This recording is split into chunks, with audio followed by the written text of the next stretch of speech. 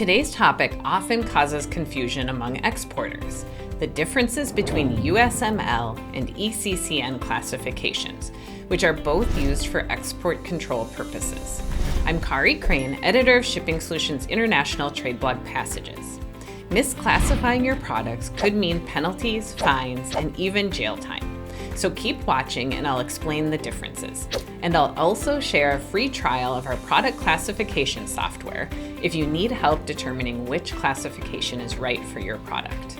But before I get started, make sure you subscribe to this channel so you don't miss any of our basics of exporting videos.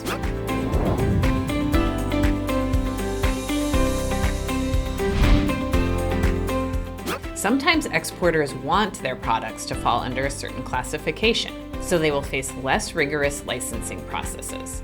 But wishing for something won't make it true, and improperly classifying your goods could mean serious penalties.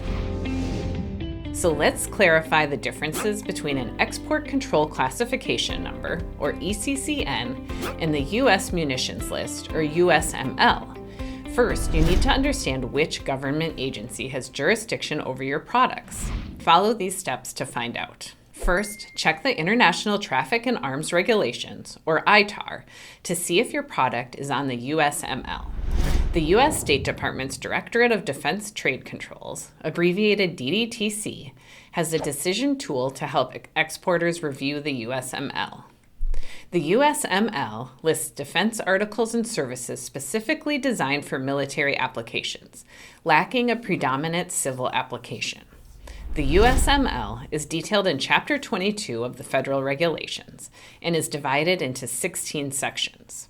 If your product is on the USML, the State Department has jurisdiction, and you must register and apply for an export license through the DDTC. Second, if your product isn't on the USML, check the Export Administration Regulations, or EAR, to see if your product is on the Commerce Control List and has an ECCN. First, look within the new 600 series entry under the specific category for your products. These are items that used to be on the USML but were moved to the CCL. Next, look at the spacecraft-related items, or what the USML refers to as the 9X515 ECCNs. If your item is not described in the 600 series codes or the 9X515 ECCNs, determine whether it falls within the catch-all paragraph of these classifications as parts, components, accessories, or attachments specially designed for items in that specific ECCN. If your product is not listed in the two above, look in the CCL for dual-use items. ECCNs are 5-character alphanumeric codes that identify dual-use items. The CCL is divided into 10 categories, each with 5 product groups. The first character of the ECCN denotes the category, while the second denotes the product group. If you've followed these steps and tried to self-classify and you still have questions or doubts, I'll share a link below for a free trial of Shipping Solutions product classification software. It'll make that classification process easier. And you can learn about this whole process in more detail in our free guide, How to Determine If You Need an Export License.